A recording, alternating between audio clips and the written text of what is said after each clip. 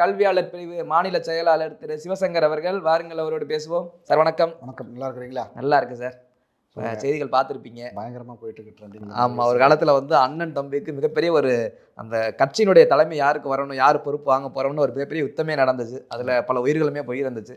இப்போ எல்லாம் கொஞ்சம் குழாவி ஒன்றா இருக்காங்க போலயே. இதை வந்து தெரிஞ்சுக்க வேண்டியது சாதாரண மக்கள் தான். இவர்களால் பாதிக்கப்பட்டவர்கள் எத்தனையோ பேர் இருக்கிறாங்க.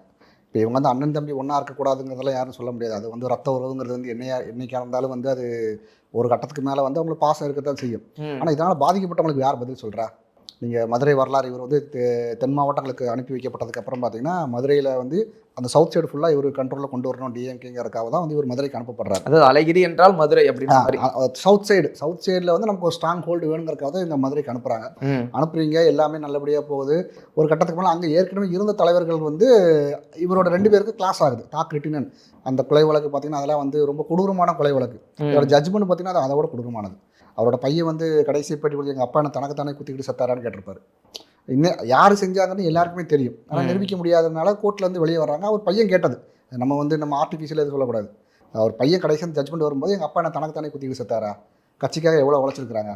சரி, அது ஒன்று. அது 2000 காலகட்டங்கள் நடந்தது. அதுக்கப்புறம்